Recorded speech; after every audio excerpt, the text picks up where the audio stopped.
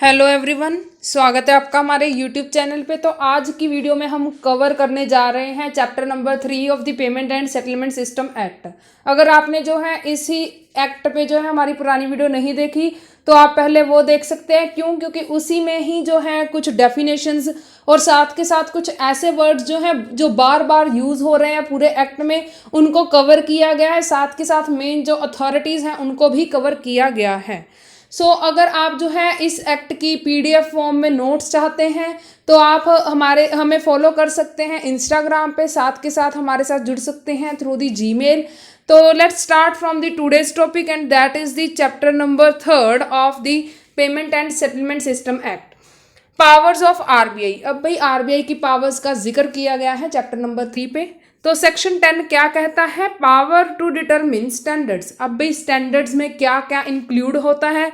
उनमें इंक्लूड होता है फॉर्मेट ऑफ पेमेंट इंस्ट्रक्शन। अब भाई जो भी इंस्ट्रक्शंस होती हैं या फिर कुछ कैसा जो है फॉर्मेट होगा वो इंक्लूड होता है। साथ के साथ manner of payment settlement and साथ के साथ timings of payment settlement, any other queries of the payment settlement.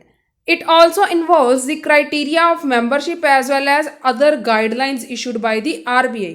So conditions for the system participants जो है RBI भी लगा सकती है to all the system participant. अब अगर आपने जो है हमारी पुरानी वीडियो देखी होगी तो आपको अच्छी तरीके से पता होगा कि कौन होते हैं सिस्टम पार्टिसिपेंट, एंड आपने हमें कमेंट करके बताना है कि किस सेक्शन में जो है इसकी डेफिनेशन बताई गई है। आगे हम देखते हैं सेक्शन 11 में जो है वो ये बताता है कि any change in the payment system. अब भाई कोई भी प्रकार का चेंज करना है पेमेंट सिस्टम में तो उसके लिए आरबीआई की अप्रूवल होनी बहुत ज़्यादा ज़रूरी है। डिसीजन जो है वो कन्वे करना है to the system participants within the 30 days. ठीक है, अगर जो है कोई भी decision regarding the monetary policy, जैसे कि फॉर एग्जांपल हम कह सकते हैं इन्वेस्टमेंट में या फिर पैसे के रिलेटेड कोई भी पॉलिसी है, तो उसे जो है सिस्टम पार्टिसिपेंट्स को, मतलब कि तीनों पार्टीज को। अब भाई तीनों पार्टीज कौन है हम फिर भी बता रहे हैं आपको कि पेई या फिर बेनिफिशियरी जो है, साथ के साथ सिस्टम प्रोवाइडर जो है, ये है तीनों parties as a system participant.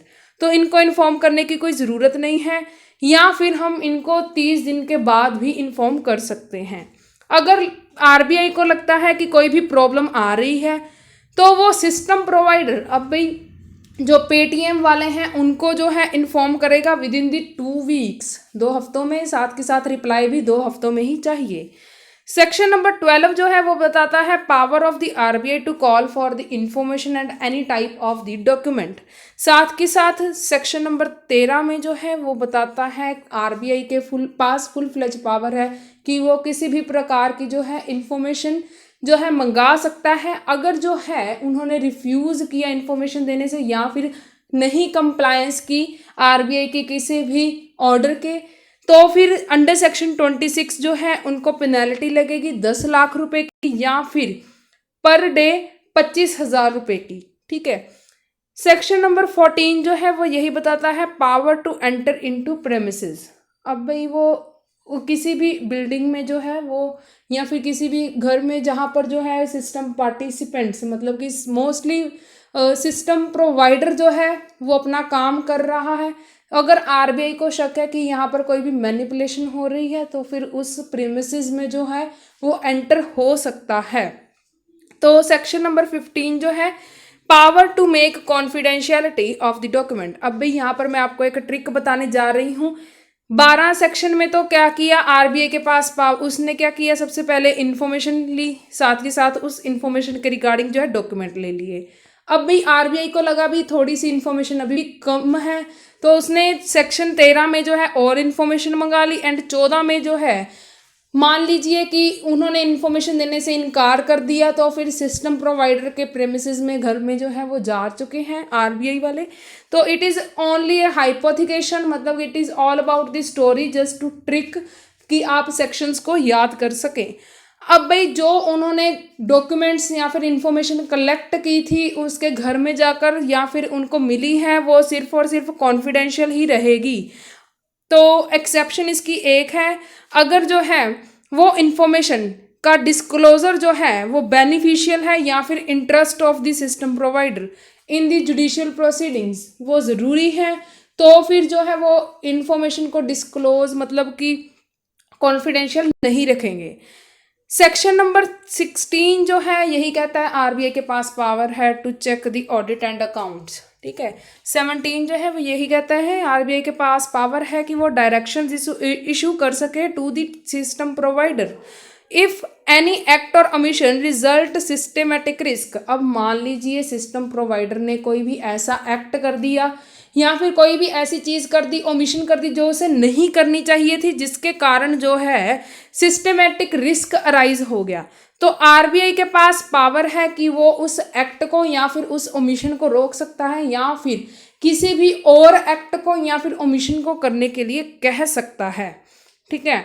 To do certain act और omission to perform and to abstain from doing और ओमिशन, यहाँ पर ओमिशन आना था, कमीशन गलती से लिखा गया है। तो सेक्शन नंबर 18 देखते हैं, आरबीआई के पास पावर है टू इशू डायरेक्शंस जनरली, ठीक है। तो यहाँ पर तो देख, यहाँ पर अब जनरली वर्ड 17 में नहीं यूज है, मतलब कि जनरल चीज़ों के रिगार्डिंग जो है आरबीआई डायरेक्शन दे सकता है ओनली अंडर सेक्शन 18, पर जो स्पेशल डायरेक्शंस है वो जाएंगी सेक्शन 17 में। अब भाई जनरली मतलब इसमें क्या क्या इंक्लूड होता है, for the interest of the management necessary for the system provider, साथ के साथ directions relating to the electronic and non electronic, साथ के साथ डोमेस्टिक एंड इंटरेस्ट में जो है वो एंड पेमेंट सिस्टम। तो इस रिगार्डिंग जो है वो जनरली डायरेक्शंस देता ही रहता है आरबीआई। तो सेक्शन नंबर 19 जो है वो क्या बताता है, duty of the payment system to comply with the direction, यहाँ पर पार्टिसिपेंट सिस्टम आना था। तो सिस्टम पार्टिसिपेंट्स की ड्यूटी है कि वो आरबीआई की हर एक जो है डायरेक्शंस को माने, तो अगर जो है नहीं मानते वो उन डायरेक्शंस को, तो फिर इस ही एक्ट में जो है पेनल्टीज भी बताई गई हैं। सो आज की वीडियो यहाँ तक ही है, अगले चैप्टर्स जो हैं हम अगली वीडियोस में कवर करेंगे। सो अगर आपको हमारी वीडियो पसंद आई हो, please like, comment, share and subscribe my channel. Thank you.